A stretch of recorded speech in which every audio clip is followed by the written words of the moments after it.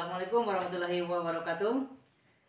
Ketemu lagi dengan Papa Gelang. Alhamdulillah pada kesempatan kali ini kita ketemu seorang putra Lunanti, pejuang 2 kali menang pemilu 2000 berapa ada? 2014 dengan 2019. Malam ini sebenarnya grogi nih, karena pejuang Lunanti kita diskusi sama beliau gitu. Selamat malam, Dau. Selamat malam. Mudah-mudahan sehat selalu dan lancar sampai 2024. Amin. Diskusi pertama kita bapak-bapak, Pak Aurizal gitu kan. Pak Aurizal gitu kan udah 2 kali menang nih di pertempuran pemilu. Untuk 2024 kan maju lagi. Kira-kira motivasi Pak Aurizal kira-kira apa nih? Apakah memang ada sebuah situasi yang belum tercapai atau memang sesuatu yang lain? Silakan. Ya, terima kasih. Assalamualaikum warahmatullahi wabarakatuh. Selamat malam pemirsa semuanya. Jadi memang kalau untuk maju menjadi anggota DPRD ini untuk periode yang ketiga. Iya, yang ketiga. Tapi saya sudah mencaleg untuk yang keempat. Karena berarti satu gagal. Satu gagal di 2009. Dan berhasil di 2014 dan 2019. Jadi persoalan pencalekan itu memang pertama dari diri kita sendiri dan yang kedua ada dari partai. Ya. Jadi memang ada pengaruh partai di dalam pencalekan ini. Kalau dari sisi saya sendiri, saya melihat masih banyak program-program yang terbengkalai yang belum terselesaikan di dapil Kubung, Sungai Lasi dan Gunung Kalang yang sekarang berubah hanya menjadi dapil Kubung dan Sungai Lasi, dan masih banyak pekerjaan yang terbengkalai di dapil itu, terutama di Nagari Selayu, khususnya di Jorong Lurah Nantigo.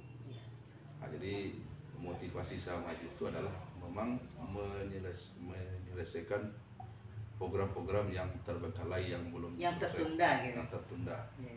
Sebenarnya kemarin ada keinginan untuk maju di provinsi untuk memperluas jaringan atau memperluas biar program-program yang bisa dibuat itu lebih banyak lagi. Yeah. Tapi karena partai kita tergantung pada partai untuk pencalekan, partai justru merekomendasikan kita masih tetap di kabupaten. Iya. Kira-kira program atau hal yang ingin dilakukan itu yang masih tertunda itu kira-kira apa aja tuh, Pak? Jadi program dari pemerintah itu kan tujuannya hanya 2. Ya. Yang pertama mengurangi angka kemiskinan, yang kedua meningkatkan kesejahteraan masyarakat. Ya. Nah, jalan untuk mengurangi kemiskinan dan peningkatan kesejahteraan masyarakat itu tentu di masing-masing negara itu berbeda. Ya. Kalau di Selayo, khususnya di Jorong Lurah Nantigo, kita sering berdiskusi dengan masyarakat bahwa persoalan utama atau kendala kita itu adalah persoalan air atau irigasi persawahan. Air atau irigasi. Nah, jadi makanya di 2 periode itu kita lebih banyak fokus kepada persoalan air, persoalan irigasi, dan beberapa aliran-aliran banda irigasi itu sudah kita masukkan programnya, seperti irigasi banda Sawah Laweh, irigasi banda Sawah Padang, irigasi banda Itabi, irigasi banda Guici, irigasi banda Lembang, irigasi banda Guriang, dan irigasi banda Bawah Pinang, irigasi banda Kincie. Nah, jadi tahun 2013 sebelum tahun 2013 itu, ya, di masa kampanye ketika saya akan terpilih jadi anggota DPRD itu di daerah apa sampai ke bawah itu dulu yang tumbuh itu rumput gajah Joy Lalang. Ya. Tapi ketika Banda Lembang kita perbaiki sebanyak 3 kali.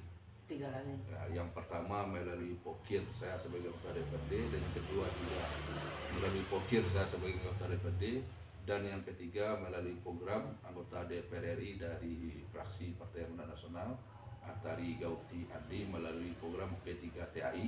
Ya. Nah, sekarang meskipun belum mencukupi, masih sudah sangat banyak air yang mengalir, sehingga sawah-sawah yang dulu rumput gajah, daun tumbuhan di alang, sekarang sudah bisa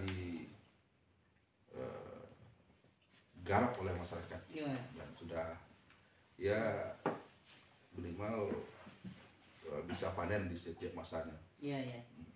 Kemudian yang kedua, ada juga dengan persoalan, masih banyak persoalan jalan.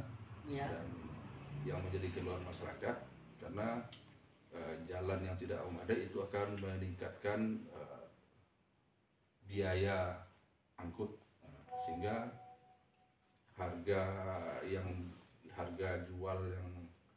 harga produksinya lebih tinggi. Iya. Jadi beberapa jalan yang sudah kita programkan, diantaranya adalah jalan dari Sumur Blimbiang ke Lurah Teh keluar di Kubur Rimau, kemudian jalan Sumur Blimbiang Kubur Rimau itu rute jalannya dari Sumur Blimbiang, Marancang, Lurah Baru, Iyange keluar di Kubur Harimau. Ya. Itu ruas jalan Sumur Blimbiang Kubur Rimau. Kemudian ada juga jalan-jalan usaha tani. Ada yang kita perbaiki, ada yang kita buka baru. Ya. Yang kita buka baru itu ada jalan usaha tani Marancang, Data, Lurah Pintu. Ya. Kemudian ada jalan usaha tani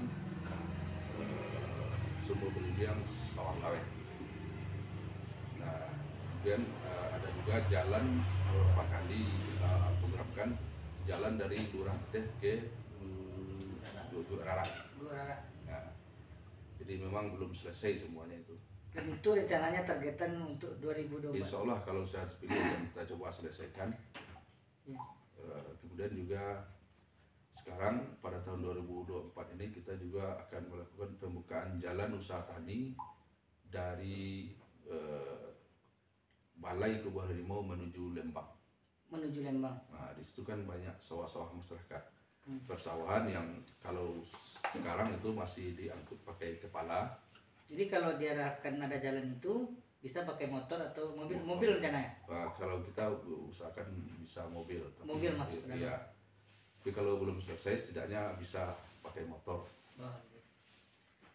Menurut Pak Aurizal, kan tadi kan meningkatkan kesejahteraan masyarakat, sama menurut Pak Aurizal sendiri, karena udah 2 periode, kira-kira ada selama Pak Aurizal menjabat menjadi anggota dewan, ada peningkatan kesejahteraan nggak yang didapat oleh Jorong Lurah Nantigo ini, kira-kira khususnya? Karena tadi dilihat pokir-pokir Pak Au kan banyaknya di Lurah Nantigo gitu. Kira-kira dari Pak Au sendiri menilai udah ada peningkatan nggak, atau menurunkan kemiskinan dan menaikkan kesejahteraan? Ya, kita tidak bisa memberikan penilaian secara angka-angka. Tapi kita coba beralih ke masa 2013 dan kita bandingkan dengan kondisi saat ini. Ya. Di tahun 2013 tadi sudah saya sebutkan banyak sawah yang tidak bisa dimanfaatkan oleh masyarakat. Seperti di Apa dan sebagainya itu, kemudian di bagian Lurah Pintu dan juga di Lurah Teh dan juga di Lurah Baru.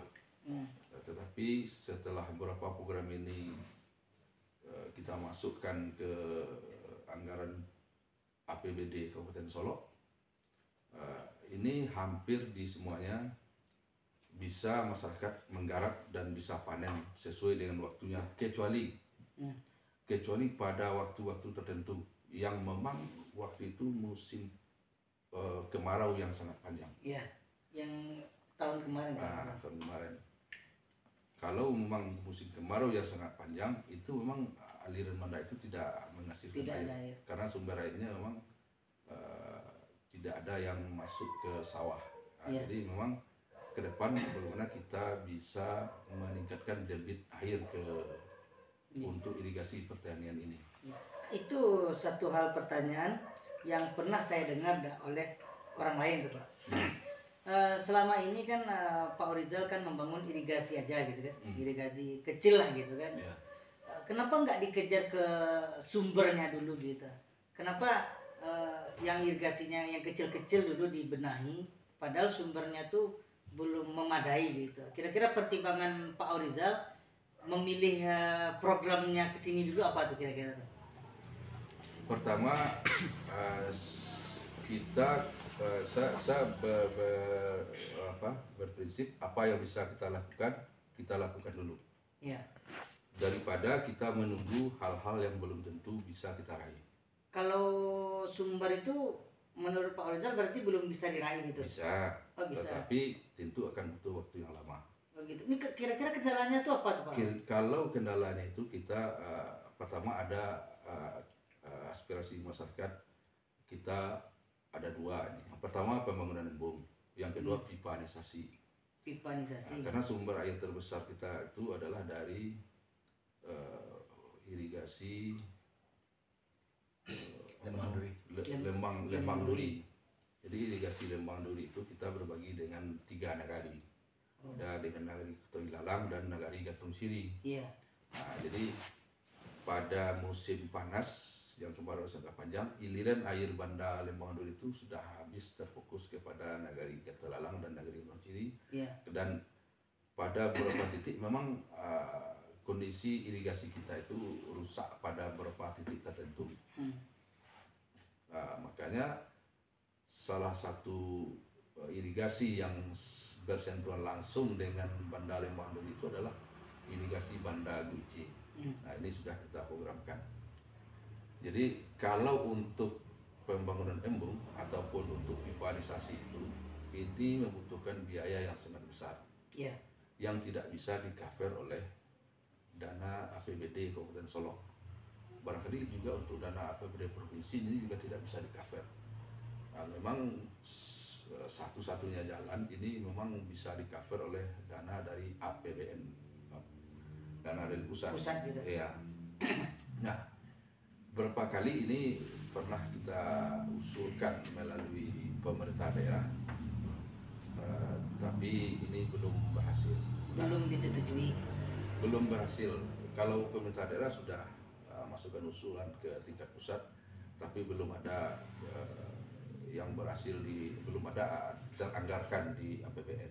Oh gitu. Nah, jadi kalau kita hanya nunggu itu, sementara debit air itu pada waktu tidak pada musim kemarau atau kalau tidak pada musim kemarau yang panjang ini masih bisa mengalir. Yeah. Tapi aliran itu terhenti karena ada aliran-aliran irigasi atau banda-banda irigasi yang rusak. Maka itu yang kita kejar. Jadi kalau dalam kondisi normal hujan turun terus dan tidak dalam kondisi musim kemarau yang sangat panjang, ini air bisa mengalir sampai Kelurahan Tigo. Tapi kalau sudah dalam kondisi kemarau yang panjang, ini memang tidak ada lagi air yang mengalir. Nah, jadi memang kalau seandainya itu ada embung, ini bisa kita manfaatkan dan bisa mencukupi ketika musim kemarau. Atau kalau ada pipanisasi, dia tidak akan terhambat atau tidak terbagi lagi dengan nagari Kutoi Lalang atau nagari Gantung Siri. Nah, itulah motivasinya kenapa saya harus bereskan dulu aliran-aliran banda yang kecil-kecil. Karena kalau harus fokus menunggu yang dana yang aliran yang besar, ini tidak terlaksana, ya ini juga tidak bisa kita kerjakan. Termasuk dalam pembangunan jalan saya juga seperti itu. Ini beberapa ruas jalan yang saya bangun itu masih terkendala dengan persoalan pembebasan lahan. Pertama, jalan dari Sawah Tapi menuju Batu Menangi. Ini adalah jalan yang menghubungkan dua nagari Selayo dan nagari Gantung Siri. Kalau jalan ini tembus, ini jarak tempuh dari nagari Selayo khususnya di Lurahan Tigo itu ke Kota Baru, tepatnya di depan kantor Bupati Lama, ini bisa dipotong sampai 40 menit. 40 menit. Ya. Dari kalau efisien waktu bisa. Bisa kalau jalan itu bos. Tetapi karena memang ada beberapa kendala di pembebasan lahan sehingga ini belum tuntas. Nah, sambil menunggu pembebasan lahan ini selesai, mana yang tanahnya sudah bisa bebas, garap. Nah, kita garap dulu. Oh, iya.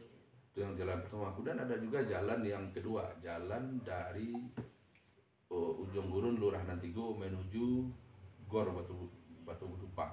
Iya. Jadi juga sudah menghubungkan dua negari antara Selayo dan Gantung Ciri. Kendalanya kalau ini selesai, justru pengurangan waktu jarak tempuhnya bisa 1 jam ini. Karena dia agak lebih cepat sampai di Kota Barunya dan rute jalannya juga agak lebih pendek. Tapi kendalanya adalah ada persoalan lahan yang belum diselesaikan. Pembebasan lahan. Dan kita juga membutuhkan jembatan yang cukup besar di sana. Oh, ada sungai berarti? Ada sungai. Nah, jadi mana yang sudah bebas lahannya kita bangun, dan untuk jembatannya itu pada tahun 2017 apa 2018 ini juga sudah kita bantu penganggarannya di APBD Kabupaten Solok sebanyak 300 juta waktu itu. Tetapi ketika orang PU turun ke lapangan melihat belum ada titik temu antara jalan yang di seberang yang di Lurahan Tigo dengan jalan yang di seberang di Kota Baru, maka dia tidak berani membangun jembatan. Karena orang PU khawatir nanti kalau dibangun jembatan maka ini akan menjadi monumen jembatan. Jembatan ada tidak bisa dimanfaatkan, gitu ya? Tidak bisa dimanfaatkan karena di seberang nggak ada jalan kan. Nah, waktu itulah dana pembangunan jembatan itu saya alihkan kepada pembangunan surau di musala di Ujung Gurun, dan musala di Merancang, dan musala di Sumber Bimbing, dan musala di Sah Padang, Lurah Teh. Ini ada satu statement dari pihak sebelah, dan saya ingin klarifikasi, Pak Auf. Apakah benar program Pak Rizal tahun periode sekarang ini hanya 40% tepat sasaran, 60% tidak tepat sasaran? Dan saya mohon klarifikasi dan pandangan Pak Rizal dengan statement itu seperti apa? Ya, kalau kita melihat pandangan itu kan sah-sah saja berbeda. Tetapi kalau saya di dalam menetapkan program pembangunan itu berdasarkan usulan masyarakat dari hasil reses. Jadi setiap anggota DPRD itu dalam meletakkan pokir itu kan menyerap aspirasi dulu kepada masyarakat. Bukan main lakukan aja. Bukan main ini harus dibangun. Tidak, ada usulan dari masyarakat melalui reses yang disampaikan oleh masyarakat di waktu reses itu untuk jalan ini, jalan itu, pembangunan ini dan pembangunan itu. Jadi kalau tidak tepat sasarannya itu di mana? Tadi saya sampaikan ada jalan yang sudah saya sebutkan, ada irigasi. Nah, kemudian yang pada tahun ini kita juga sudah mulai masuk kepada pemberdayaan. Kemarin kita membagi 450 setel pakaian seragam anak sekolah. Dan tadi juga ada tadi kan pertanyaan juga sejauh mana keberhasilan dari program-program itu. 2013 dengan 2023 kan sudah 10 tahun. Selama 10 tahun itu sudah ada ratusan bedah rumah masyarakat yang berbedah. Dari poker Pak Rizal? Bukan. Dari? Poker dari anggota DPR RI. Gitu. Sekitar 180 itu di Lurahan Nantigo. Kalau di Selayo sekitar 300-an lah. 300. 340 total ya, 340. Dari 340 itu 180 di Lurahan Tigo. Hampir separuh lebih ya? Ya. Ya. Kemudian Pak Pak Aurizal, ini fenomena lagi. Waktu pertempuran pertama dan pertempuran kedua untuk putra Lurah Nantigo itu tidak banyak pesaing Pak Aurizal. Kalau untuk tahun 2024 ini banyak nih caleg-caleg baru. Kira-kira menurut Pak Aurizal itu menguntungkan atau merugikan dari Pak Au? Awalnya kan sendiri, kemudian tidak banyaklah calon dari putra Lurah Nantigo kan. Kebetulan basis Pak Au kan dari Lurah Nantigo yang lumayan banyak gitu kan. Akhirnya calon-calon yang baru kan banyak muncul tuh. Itu merugikankah atau menguntungkan dari Pak Au? Jadi pada tahun 2014 itu saat terpilih yang pertama kali itu caleg dari Lurahan Tigo itu hanya dua. Saya dengan ada yang dari PKS. Ya. Kemudian pada tahun 2019 yang dua ini bertambah satu menjadi 3. Ya. Saya dan dari PKS kemudian ada dari P3. Ya. Nah saat ini di 2024 yang dari 3 menjadi 5. Iya. Bertambah lagi Naik dua. terus. Kan? Naik terus. Jadi kalau melihat dari komposisi suara pada tahun 2014 itu ke 2019 ya, yang calonnya bertambah 1 ya, itu suara saya di Lurahan Tigo memang turun. Betul. Dari 2014 di 2019 itu turun. Oh. Nah jadi kalau seandainya sekarang menjadi 5 kemungkinan untuk turun itu ada. Tetapi saya sudah yang ke-4 kali menjadi calon anggota DPRD. Pada tahun 2009 itu saya mencalon yang pertama kali itu hanya saya satu-satunya dari Lurah Nantigo, dan ternyata suaranya memang tidak signifikan. Padahal saya satu-satunya dari Lurah Nantigo. Ini saya coba analisa, ternyata memang saya jadi satu-satunya calon itu bukan otomatis menjadi pilihan masyarakat. Tapi memang yang menjadi pilihan masyarakat itu adalah sejauh mana hubungan atau interaksi yang baik antara calon dengan masyarakat.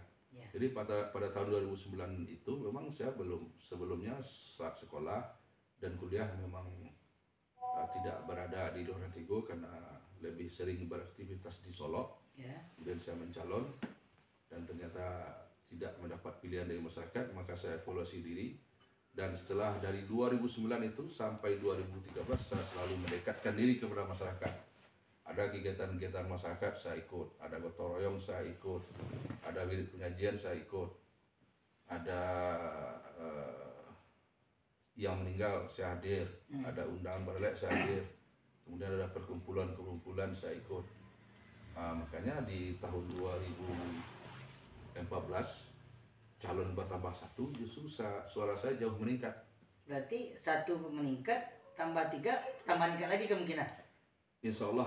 Kalau seandainya saat ini dari beberapa kegiatan-kegiatan yang saya lakukan, insya Allah ini ke depan suaranya bisa meningkat. Karena memang pada tahun 2019 itu kemarin itu memang pertarungan yang sangat sengit. Karena pertama dapil kita masih luas. Masih ada Gunung Talang waktu itu. Dan masih banyak suara-suara dari Lurahan Nantigo yang lari ke Gunung Talang. Sangat disayangkan sebenarnya. Sebenarnya sangat disayangkan. Tetapi sekarang dengan hilangnya Gunung Talang, maka peluang kita untuk meraih suara dari masyarakat itu kan semakin besar. Karena tingkat pesaing dari Gunung Talang berkurang, sementara suara di Lurahan Tigo itu masih tetap sama seperti 2019. 3.000 kurang sedikit. Bahkan lebih jumlahnya meningkat dari 2019 ya. Tentu peluang kita untuk meraih suara yang akan lebih banyak itu sangat besar. Prediksi Pak Au, kira-kira suara maksimal yang akan didapat 2024 berapa kira-kira? Prediksi awal saat ini. Nah, itu no comment lah kalau tidak salah jawab. Yang benar sebenarnya saya sudah punya analisa potensi-potensi dari mana suara-suara itu yang akan saya garap dan saya akan dapatkan. Tapi untuk di sini tentu tidak bisa. Oke, siap. Nggak apa-apa. Itu Iya. mungkin peta politik tersendiri yang belum bisa dipublikasikan. Ya. Satu hal pertanyaan masyarakat yang sering muncul di benak saya adalah lawan sebenarnya caleg itu adalah dari partai sendiri gitu. Menurut Pak Aurizal, lawan Pak Aurizal di partai ini beratkah, sedangkah, atau rendah gitu? Karena di sana kita bisa melihat kemungkinan, karena gini, kita sama-sama mengetahui bahwa kursi untuk dapil 3 itu cuma 6. Sangat tipis kemungkinan satu partai itu mendapatkan 2 kursi. Kira-kira di PAN sendiri gimana nih Pak Aurizal? Saingan antar sesama calegnya beratkah, sedang, atau gimana gitu? Jadi ini paradigma dalam perolehan suara dan pencarian suara itu agak berbeda dari 2014. Ya. Dari 2019 dengan 2024 ini, dengan adanya pecah dapil ini. Iya. Kalau dulu memang pertanyaan analisa semua orang memang seperti itu. Yang menjadi lawan kita untuk memperebutkan kursi anggota DPRD itu adalah yang dari internal kita, yang sesama partai dari kita. Iya. Karena peluang partai untuk mendapatkan kursi itu kan besar, tinggi. Waktu itu kan kursinya 11. Iya. Nah sekarang dengan adanya pecah dapil itu, kursi menjadi 6. Maka antara satu caleg dengan caleg yang lainnya dari partai yang sama itu harus berkolaborasi untuk mendapatkan kursi terlebih dahulu. Iya. Jatah kursi di partai. Jadi kita harus cari kursi dulu. Buat apa kita punya suara yang sangat tinggi dan sangat banyak, tetapi kita tidak dapat kursi? Tentu suaranya akan jadi hangus. Kita dapat suara 1.500 misalkan, tetapi kawan-kawan tidak ada yang menambah suara, hanya tambah 50, tambah 20, tambah 30, 100. Tentu kita tidak dapat kursi. Akan jadi sia-sialah suara kita yang 1.500 ini. Makanya tidak tepat kalau sekarang kita katakan yang menjadi lawan itu adalah internal di partai kita. Tapi caleg di internal kita itu harus kita bekerja sama, bahu-membahu, berkolaborasi untuk mendapatkan satu kursi gitu. Untuk mendapatkan satu kursi. Perbedaan fenomena ini juga berbeda dengan 2019, 2014 dan 2019 dengan 2024. Ya. Kalau pada tahun 2014 sampai 2019 itu, ini memang tajam persaingan di antara internal partai. Ya. Misalnya ada partai A dari negara caleg dari satu partai dari negara A, dan kemudian ada caleg dari partai yang sama di negara B. Mereka saling curi suara di tempat yang sama. Ya. Misalnya kalau dari partai yang di negara B curi suara ke negara A. Ya. Sementara partai caleg dari partai negara A curi suara ke partai C gitu. Negara B. Dengan tujuan untuk mengurangi suara caleg internalnya, agar dia bisa jadi dapat suara terbanyak. Nah itu kan pertarungan yang sangat merugikan. Yang berkolaborasi ke depan itu tidak bisa lagi seperti itu. Kita harus berkolaborasi. Misalnya di partai saya, misalnya PAN, ada caleg yang nomor urut 1, dia sudah punya basis. Kita tidak perlu ganggu lagi ke situ. Biarlah dia mengembangkan suaranya di basisnya, mengukuhkan basis dia sendiri. Kemudian saya sebagai caleg nomor 2 punya basis. Saya juga harus kukuhkan, harus kembangkan bagaimana saya bisa mendapatkan suara yang sebanyak-banyaknya di basis saya. Dan ada yang caleg nomor 3, nomor 4 dan sebagainya. Daripada saya pergi ke basis suara di caleg yang nomor urut 1, caleg nomor urut 3, caleg nomor 4 dan sebagainya. Karena tidak akan menguntungkan partai. Tidak akan menguntungkan partai. Bahkan merugikan. Merugikan. Karena yang kita ambil suara partai kita sendiri gitu. Suara partai kita sendiri. Kecuali partai lain kita ambil gitu. Kita carilah yang caleg dari partai kita itu yang tidak dapat suara di tempat-tempat tertentu. Situ yang kita garap. Iya. Jadi persoalan apakah itu caleg-caleg yang lain itu lemah, kuat atau apa, ini kita belum bisa pastikan. Yeah. Yang jelas kami caleg dari Partai Amanat Nasional itu sama-sama berjuang, sama-sama berusaha dan berkolaborasi untuk mendapatkan kursi yang kedua. Kalau satu berarti pasti. Insya Allah saat ini untuk Partai Amanat Nasional untuk yang satu kursi itu insya Allah sudah aman. Berarti satu kursi jelas, tinggal mencari yang kedua. Mudah-mudahan sama nomor urutnya. Ya 2. Amin. Insya Allah, ya. Itu kan harapan gitu kan, harapan dari Pak Aurizal sendiri. Ya.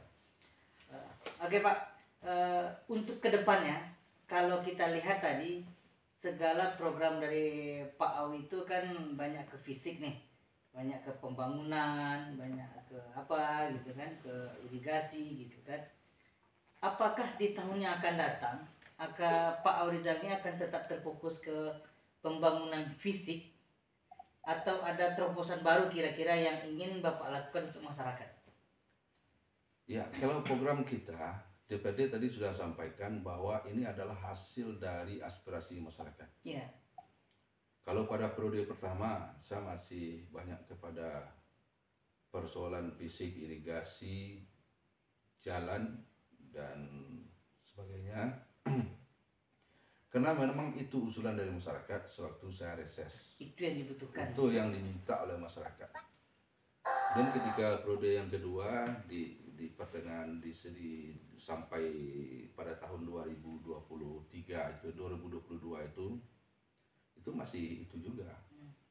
Kira-kira 2024 akan tetap sama atau gimana nih teknisnya Pak? Itu kan sebagian besar usulan masyarakat. Ya. Saya tetap tergantung kepada usulan masyarakat. Pada tahun 2020 pada periode pertama itu bukan tidak ada yang tidak fisik. Ada pembagian bantuan UMKM misalnya. Ya. Untuk pedagang UMKM ada bantuan gerobak ya.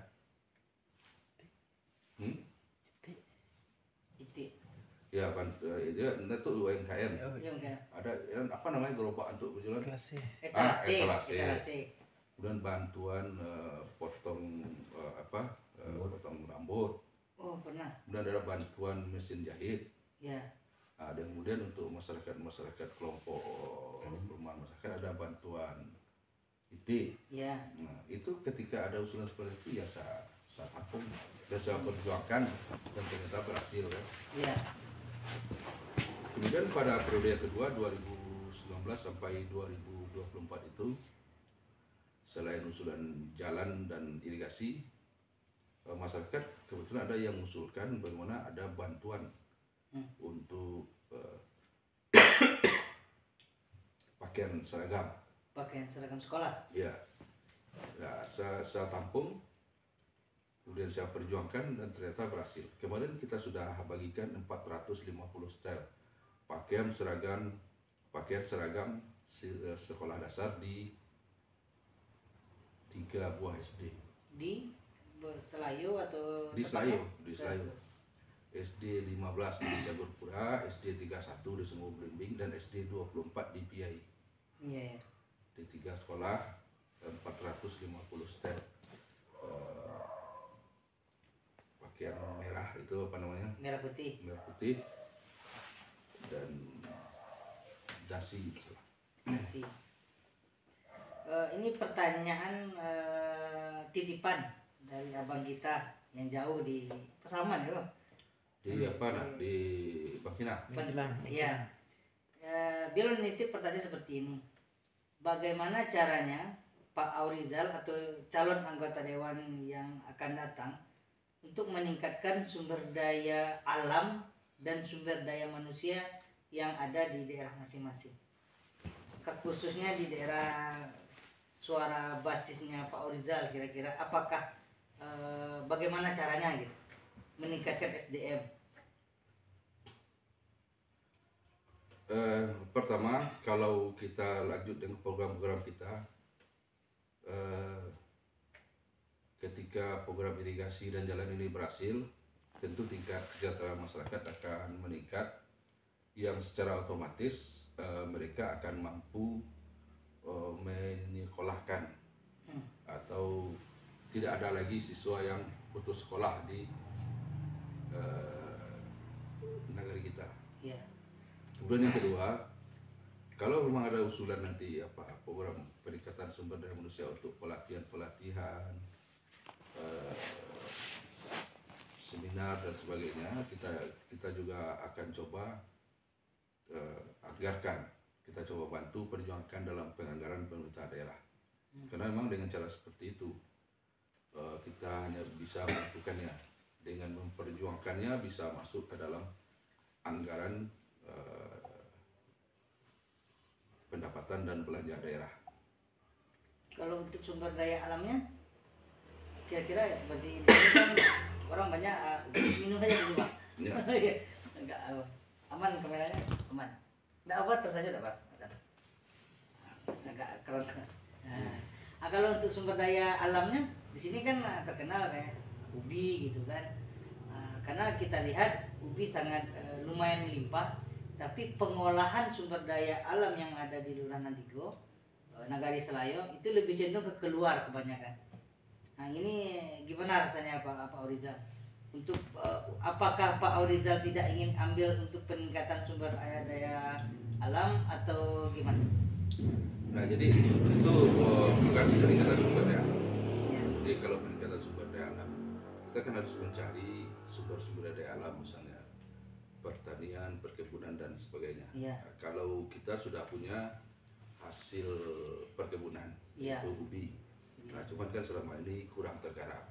Tuh, iya kurang. Nah, yang pertama, kemarin pada tahun 2022 kita sudah bantu pembukaan jalan usaha tani Lurah Ateh Gugualati. Lurah Ateh Gugualati. Nah, ini sampai sekarang kan belum selesai, baru separuh. Iya, separuh. Jadi pertama, dengan adanya jalan ini tentu hasil produksi akan lebih murah diangkut ke luar Lurahan Antigo. Ya. Kemudian yang kedua, pada tahun 2023 ini saya punya pokir untuk 5 KWT. 5 KWT. Kelompok wanita tani. Ya. Alat perajang ubi ini. Perajang itu pengiris. Nggak tahu namanya di Dinas Pertanian, alat perajang ubi. Iya. Pengolah. Nah, jadi dengan adanya alat ini, ubi tidak langsung kita bawa ke pasar dan sebagainya, tapi bisa diolah oleh masyarakat kita melalui KWT. Iya. Nah, tentu kedepannya upaya-upaya seperti ini yang akan terus kita tingkatkan. Yeah. Bagaimana alat perajang ubi, alat pengolah ubi, bahkan kalau perlu pabrik pengolah ubi nanti kita usahakan di Lurahan Antigo. Pabrik Pengolah ubi itu. pengolah ubi. Ya. Bisa kebayang nggak kira-kira pengolahan ubi seperti apa teman? Tentu ini kalau pengolahan ubi ini tentu dengan kita kuatkan dulu sendi UMKM-nya. Ya. Karena memang kalau untuk pabrik itu, ini kalau skalanya bisa besar, sangat besar, ini bisa dibiayai atau dilakukan oleh pemerintah daerah. Ya. Kalau skalanya tidak cukup besar, tentu oleh masyarakat dan swasta. Jadi kalau itu saya tidak bisa janjikan di 2024. Ya. Tapi kalau untuk 2025 insya Allah. Karena dalam proses perencanaan pembangunan, ya, itu memang ada tahapan-tahapan perencanaan pembangunan yang dimulai dari musrenbang tingkat nagari, musrenbang tingkat kecamatan, musrenbang tingkat kabupaten, ya, dan musrenbang tingkat provinsi sampai musrenbang tingkat nasional. Untuk di DPD-nya juga ada reses masa sidang 1, 2, 3 dan sebagainya. Sehingga untuk usulan tahun 2024 itu semua usulannya sudah harus masuk di bulan Februari tahun 2003 yang lalu. Berarti udah lewat ya? Usulan udah lewat kalau diusulkan sekarang. Iya. Jadi untuk usulan 2024, usulan pembangunan 2024 sudah masuk terakhir pada bulan Februari tahun 2023 lalu. Iya. Jadi kalau ada program untuk pengembangan teknologi apa tadi itu dari UI, tidak bisa janjikan untuk 2024, hanya bisa untuk pengusulan 2025. Kecuali kalau pengusulan itu sudah nempel dulu, sudah ada usulannya dari dinas, ada di mata anggaran di dinas UMKM. Nah, ini kita bisa nempel di situ. Pertanyaan terakhir Pak Au, kalau seandainya kami masyarakat ingin memilih Pak Aurizal, kan, berikanlah kami alasan kenapa kami harus memilih Pak Aurizal kembali di 2024, dan dari Pak Aurizal sendiri, kelebihan apa yang rasanya Pak Aurizal miliki yang caleg lain tidak miliki? Kenapa kami harus memilih Pak Aurizal? Dan menurut Pak Aurizal, apa kelebihan Pak Au dari caleg-caleg lain sehingga kami memilih Pak Au? Ya, yang pertama tadi kan sudah saya sampaikan bahwa motivasi saya mencalon itu adalah menyelesaikan pekerjaan-pekerjaan yang masih terbengkalai. Ya. Masih banyak pekerjaan-pekerjaan yang terbengkalai. Jadi kalau memang saya dipercaya kembali oleh masyarakat, fokus utama kita adalah menyelesaikan pekerjaan-pekerjaan yang terbengkalai. Kemudian yang kedua, di Dapil 3 ini, ini kan ada 6 kursi. Jadi sudah saya sampaikan bahwa insya Allah untuk 1 kursi itu Partai Amanat Nasional bisa aman. Sudah aman lah 1 kursi. Akhirnya kita kejar kursi kedua. Saat ini berkolaborasi dengan caleg-caleg internal dari Partai Amanat Nasional. Dan ini alasan yang kedua, peluang untuk duduk dan untuk mendapatkan kursi itu ada di Partai Amanat Nasional. Yang pertama udah bisa, kemudian insya Allah untuk yang kursi kedua. Tapi setidaknya kalau hanya 1 kursi, peluang saya juga ada untuk merebut yang 1 kursi itu. Wah, asik. Kita punya peluang untuk duduk. Pertama dari partai. Yang kedua dari basis suara kita lah. Jadi kalau memang harapan utama kita untuk mendapatkan suara itu adalah di basis kita. Dan saya yakin, optimis dengan apa yang telah saya lakukan selama 2 periode ini dalam melaksanakan tugas dan tanggung jawab sebagai anggota DPRD, sebagian besar masyarakat akan menjadi perhatian lah, menjadi pertimbangan lah oleh masyarakat untuk memilih kami kembali sebagai anggota DPRD. Terakhir, harapan Pak Aurizal untuk masyarakat, sekarang kan banyak pemilih generasi Z dah. Kira-kira untuk Pak Aurizal, harapan untuk seluruh masyarakat lah dalam memilih caleg itu seperti apa? Harapan terakhir. Ya, yang pertama dalam pemilihan caleg, saya juga bukan kampanye juga lah di situ, tapi memberikan gambaran analisa tentang situasi pemilu dan perpolitikan lah. Di Dapil 3 Kecamatan Kubung dan Sugalasi itu ada 6 kursi. 6 kursi itu yang perlu kita hitung, yang pertama itu adalah partai yang akan mendapatkan kursi. Kita punya 6 kursi yang ikut kontestasi pemilu, ada 18 partai. Di Dapil 3 itu yang ikut yang punya caleg hanya 14. Nah, 14 dikurang 6. 14 dikurang 6. Berarti 8 partai. Ada kemungkinan 8 partai yang tidak akan dapat kursi. Nah, kalau kita kalkulasikan masing-masing partai itu dengan seluruh calegnya, 6 orang caleg akan mendapatkan suara paling setidaknya rata-rata 1.500. 8 kali 1.500 berapa itu? 3 kali 4 12.000. Sekitar 12.000 itu suara akan hangus, tidak akan berarti apa-apa. Kita pilih partainya, ternyata partai ini tidak dapat kursi. Nah, jadi kita bagaimana masyarakat bisa menentukan kalau ingin suaranya bermanfaat, pilihlah partai yang pertama yang akan mendapatkan kursi. Kemudian yang kedua, setelah kita dapatkan partai yang akan mendapatkan kursi, tentu kita lihat dulu komposisi caleg yang akan bertarung. Yang pertama tentu wawasan, cara pikir, dan program-programnya. Dan kemudian yang ketiga tentu basis dari pemilih, basis dari sang caleg yang memang kita di Minangkabau itu masih tinggi rasio IKI, rasio minyak. Nah, kalau memang rasio pematang rasio minyak kuali ini masih tinggi, tentu kita akan prediksi kalau memang itu masih diterapkan oleh masyarakat, tentu yang akan terpilih sudah pasti itu dua nagari saja. Yang pertama Nagari Selayo, Nagari Kota Baru, karena pemilihnya banyak. Tapi memang selama ini belum bisa kita optimalkan. Masih banyak suara-suara yang lari ke daerah lain, terutama di Luar Nantigo misalnya. Masih banyak caleg dari Luar Nantigo yang mendapatkan suara di Luar Nantigo. Nah, tentu harapan kami